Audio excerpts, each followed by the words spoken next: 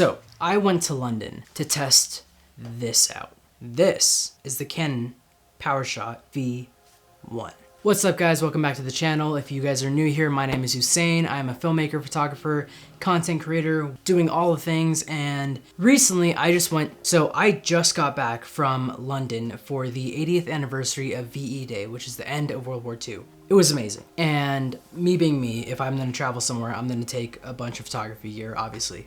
But I purposely limited myself to only a couple things because I really wanted to test out a certain camera. And that camera is this. This is the Canon Powershot V1. I wanted to put this through its paces. I wanted to vlog on it, but mainly I wanted to take photos with it. I've been seeing so many reviews on this camera for vlogging, for video, because this is a awesome vlog camera. It's going back to the OG days of filming with a G7X Mark II instead of a big huge 1DX Mark II or a R5 on a GorillaPod with a bendy stick or stuff like that. We're going back to the old days. We're talking, you know, Fun for Louie, Ben Brown, Casey Neistat, old school Powershot. It is back and it is better than ever. This thing is a beast. But I want to talk about this for photography because recently I've been seeing a lot of people talking about Leicas. Leicas being the most portable, maybe trendy, compact camera that everyone takes with them. Leicas and also Fujifilm. And I wanted to see if this camera could stack up against those cameras and produce good enough or better results that could fit in your pocket. So that's exactly what I did.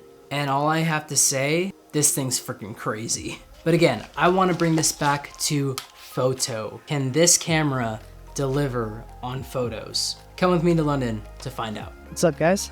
Welcome to London. We are in London today and it's really early in the morning because apparently I can't sleep and it's, I think, almost 5 o'clock maybe. The streets are currently really empty and today I want to kind of show you this camera that I'm filming on. So I'm actually filming on the Canon Powershot V1 and this is a new camera from Canon and it is their point and shoot camera and I'm loving it so far. This is Canon's entry into the re-entry into their world of point and shoot cameras and I want to take it and basically run it through its paces. Obviously there's a lot of videos out there talking about its video quality, but I want to talk about its photo quality because if this camera is great at photos as well, I mean this would be perfect for, you know, everyday run gunning, you know, type street photography, you know, always have a camera on you type camera. So we're gonna have fun. We're gonna explore the streets of London and take some photos. So yeah, let's do this thing.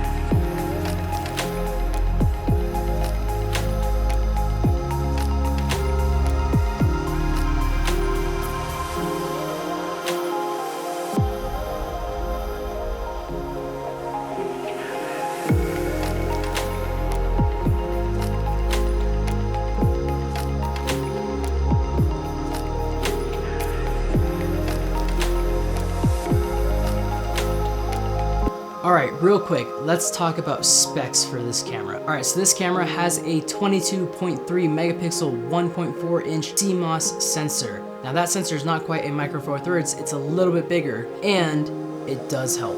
I think, honestly, micro four thirds might be dead, just saying. The camera has a built-in 16 to 50 millimeter equivalent lens, which is insane. Alright, so I'm currently vlogging on the Canon Powershot V1. And as you can see on the C70, my arm is bent. This is how far I am to the camera, which is insane because this is a wide shot. This is a super wide shot. Now, if I were to go, you know, way out of frame.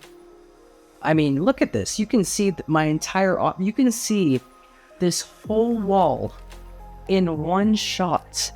That is insane. So what I love about this is back in the day when you had the Canon G7X Mark II and Mark III, you were kind of stuck with a around 24mm equivalent, which is around, I want to say around here, which I mean is fine, but you don't really get that wideness unless you're really stretching. So when you zoom out all the way to 16mm, this is insane. It is wide. It is so nice. I can have my arm bent right here close up, which is probably even great for audio too. And you can see me, you can see everything around me, and I don't have to worry. It's compact, it's easy. I love it. So this camera at 8.2mm or 16mm equivalent in a full frame sensor, which is as wide as it goes down to an f2.8 aperture, which is great because you can still get that nice blurry depth of field, and it's great for low light, all that fun stuff. But you can also zoom in to, oh, wrong way. You can also zoom in to, I believe it is 25.6mm, which is a 50mm equivalent, and the aperture just changed to a 4.5. So it is not a 2.8 all the way through, but honestly, I don't find it that much of a difference. For video recording modes, this is where it gets even better. This camera does 4K up to 30 frames per second at 10-bit 422 in C-Log 3, which is awesome because I can color grade it to my R5, and it's so great. It's easy, it looks great, I love it. Great. Now it can also do 4K at 60 frames per second, but it does have a 1.4 times crop. So keep that in mind, but you know, you still get it, so it's worth it. Now, another thing, because everyone's worried about this for some reason, this camera does have active cooling fans, so no matter what, no matter how hot it gets or something like that, you shouldn't be worrying about overheating the camera unless you're shooting, you know, 4K for like 40 hours. You should be fine. I haven't run into a single issue with this, so I wouldn't worry about it at all. But it's there if you need it. What's happening, guys? So it's day 3 of testing out the Canon Powershot V1. And like I said, so far I am loving it. And I've even been able to just honestly just take this camera, and I feel pretty confident about just taking this camera, which is surprising because I've always been someone that like will prioritize camera gear over comfort just to get the photo or get the shot or whatever it is. But being able to just take this camera and feel like I have gotten everything that I need to get is really awesome. One thing I do also love about this is that it does have a built-in ND filter. So I think it has up to 3 stops of ND. The one thing about that is it isn't something that you can really control. You either have ND or no ND. You can have auto ND, but like right now, I have auto ND on right now, which is great for shooting video, vlogging, because you know you don't have to really worry about it.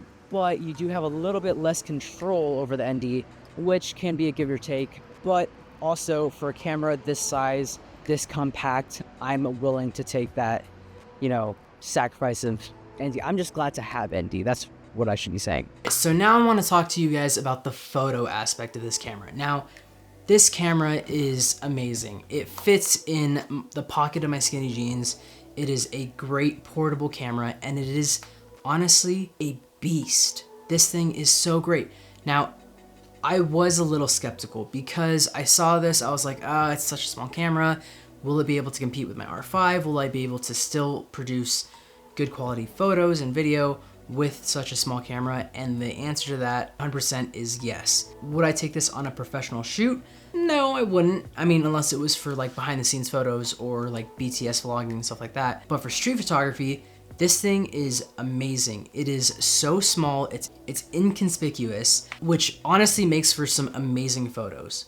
Now, one thing I did really enjoy with this camera is long exposures. I find that with street photography, it is really interesting when you get a lot of people walking in front of the frame and you're able to capture that motion blur shooting at a slower shutter speed. And this camera nails it because of that built-in ND. It is super nice. I do really like that. And the photos that came out of this were really sharp, really clean. By the way, all the photos that you are seeing are edited with my own preset pack. The link is down below. If you guys want to edit any of your photos like the way I do, check it out. It is worth it. They are great presets. They are a great starter pack, or if you already have a lot of presets, they're great to add to your collection, and they're great. So let's talk a little bit about the ergonomics of this camera real quick. All right, so as you can see, this is the Canon Powershot V1. You have the fluffy dead cat up there, which is very nice because honestly, it does pick up audio very well. I will say one thing that I did have to find a little bit challenging was finding the on button, which is actually hidden right there. I don't know if you can see it. Once you get used to that, it's really easy. It turns on really fast, so it is not a big problem. Now, as you can see on the top, it's very simplistic. You have an adaptive hot shoe mount, so if you want to plug in a mic or something like that, you can do that. But on the top, there's only a couple buttons. You have your record button, your shutter button, your old school zoom, and of course your dial. And then on the side here, you have photo and then switch to video. And then on the back of the camera, you have your whole interface thing. Obviously, you have this huge 3-inch vari-angle touchscreen, which is really nice. It's really crisp, it's really big, it's really cool. And what's nice is that, you know, it flips out, you can see yourself, you can flip it this way, get the angles, all great. Now, if you go over here, you see you have your very simple dials. Now you have this little touchpad, and you have 2 buttons up here and then 2 buttons down here. This is kind of where I had a little bit of struggle with this camera, and mainly is because I was trying to get used to it. So these first 2 buttons, the star button and the M-FN button, are customizable. So I customized the star button to my ISO. Pretty simple, easy. And then the MN button is to my ND filters, whether it's on or off. It did take me a little bit of time because normally I'm used to having 3 dials. 1 here, 1 here, and then also having, you know, 1 here or... So I did have to kind of get used to the fact that this is a very touchscreen heavy camera, but I'll get to that in a bit. Now you also have your dial pad, which also is a spinny dial. Sometimes I do find myself hitting a button that I didn't necessarily want. I think you kind of get the hang of it after a little bit. And then obviously you have your, you know, review and then your menu button. Back to what I was saying, this is a very, very touchscreen heavy camera, which for me was a little hard to get used to, but it wasn't too big of a problem. Just takes a little bit of a learning curve. When it comes to, you know, picking your autofocus points or stuff like that, you do have to touch the screen. I will say the autofocus on this camera is amazing. It does focus on to things that you typically need to focus on. I mean, half the time I found myself just kind of going like this and, you know, taking photos or you know, just going like that. Now, there is no viewfinder, which, I mean, pros and cons to that. I found that this LCD screen was super bright. It was perfect, and I mean, other than the slight learning curve, I had no real quarrels with this. Now, it does have a control ring right here. I'm hoping that they will be able to figure this out on a future firmware update. Personally, I would have liked to have my control ring control my f-stop or my ISO or something like that, whereas this dial right here be my aperture priority or my shutter or stuff like that. You are kind of limited to what each thing can do. Just letting you know that is a little bit of a getting used to thing. So how do the photos look?